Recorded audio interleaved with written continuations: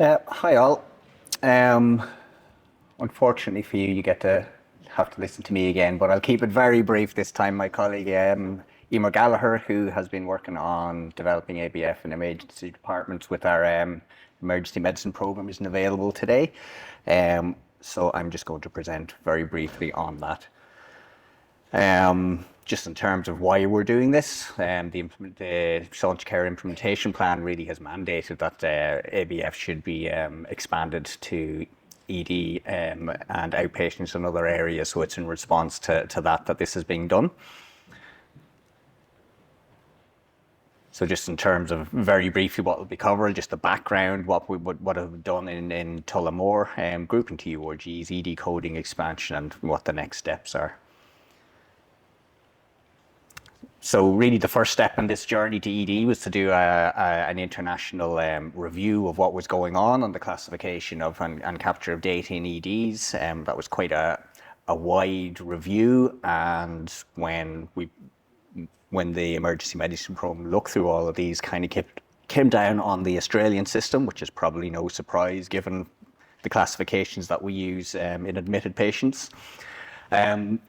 The rationale behind it really was they had a relevant and mature model in place that they were using for funding in Australia. It aligns closely to the diagnosis-related groups that we're using in the admitted patient setting. Nobody else told me. You really don't want to hear me at this time of the day.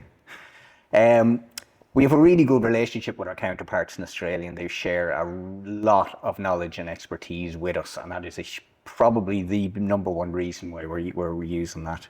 And also the ED shortlist is available to us free of charge, as is the URG grouper. So it's there are a lot of pros for us going to that.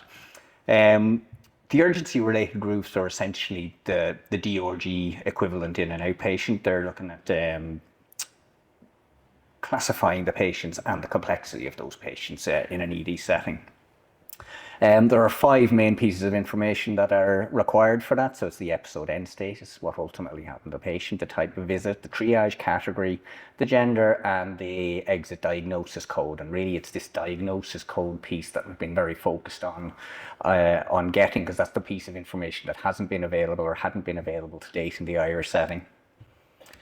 A pilot project was undertaken in Tullamore from September 21 to April 22. That was a very successful pilot, I should say. So it implemented the ICD-10 ED shortlist onto the IPIM system there.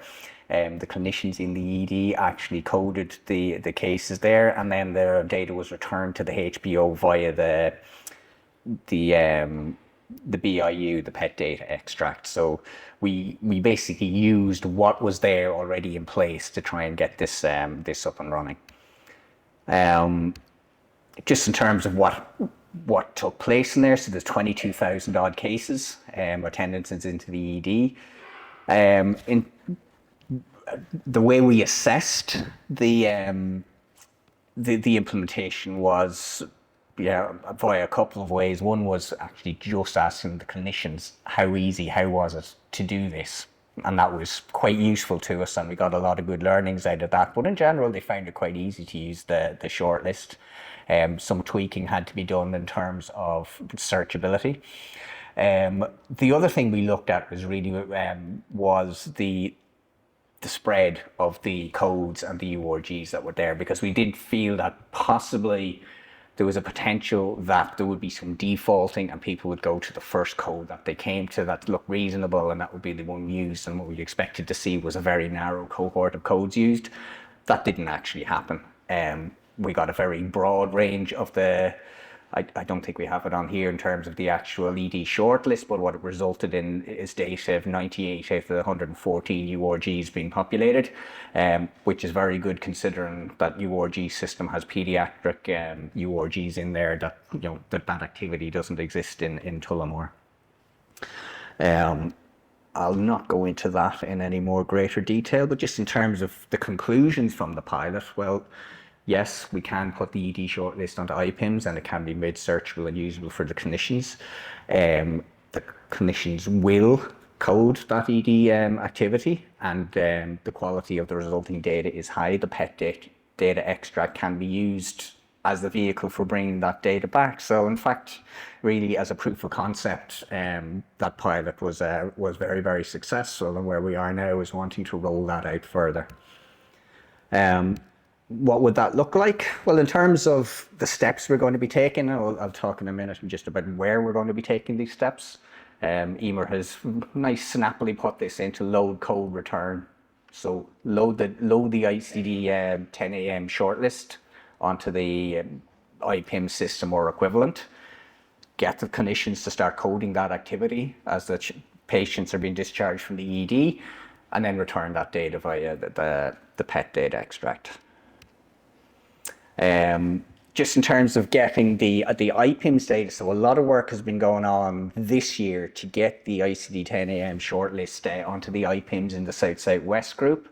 And Emer made me promise that I would name check Murray Flynn and Jerry McCarthy and the emergency medicine program for all the work that they've done in getting that, getting us to that stage. So in terms of what happened there, the shortlist was uploaded onto the test IPIMS database, coding was tested on the test database, and now the shortlist available on the live instance now down in the South-South-West just to get that started. So really the next, having done the pilot, we really want to get into that implementation phase that that Lorna was mentioning there, and get this up and running as the common practice, as opposed to seeing it as a once-off pilot and then it kind of falls away again. So just in terms of the split of what we can do, so as part of the work in getting the shortlist onto the IPIMS instances in the South-South-West group, they also went further and actually have it put into the IPIMS instances in all of the groups. So actually the ability to code is going to be there for a lot of hospitals throughout the country. We still have to do a kind of an initiation meeting with those hospitals, and so that's not going to happen overnight. The next one is the South-South-West group, but we will be concentrating on the IPIMS hospitals in the first instance. And local injury units will be included in that, but we're not ignoring, the hospitals who aren't on IPIMS. The IPIMS, because it's there and there's a national rollout, it's low-hanging fruit for us. It makes sense to go there first, but we're fully conscious that IPIMS isn't in every hospital, and we do need to implement this this shortlist in non-IPIM sites, and eventually, when the APHIS system comes up, is implemented, then the coding will be through that system as opposed to IPIMS. So really, in terms of what it looked like, that journey, to ABF, collect activities from sites, we really need to be able to see what activity is there, quantify it, and get a classification of it. We'll work with the costing team then to develop a methodology of costing this pilot activity. So there is, costing of ED in the data collections at the moment, but they're kind of flat, and we can get a fairly an overall kind of average cost, but we want to go beyond that. Probably the first step in that will be looking at the Australian cost weights for ED. Our counterparts in Australia spent quite a lot of money doing time and motion studies in their EDs to get relative weights for these, so it would certainly be a good place for us to start.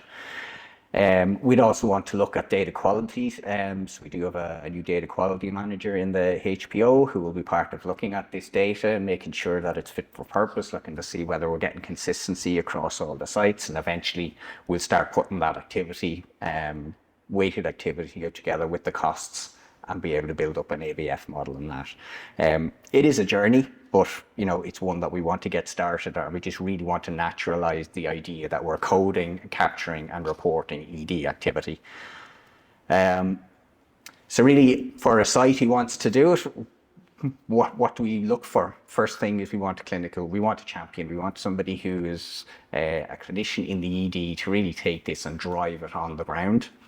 We want then engagement, so we really want to talk to the teams, discuss the learnings from the pilot in in Tullamore, and there really is a great body of knowledge there to be shared. So although Tullamore had to do all the learning themselves, all of that learning now can be transferred.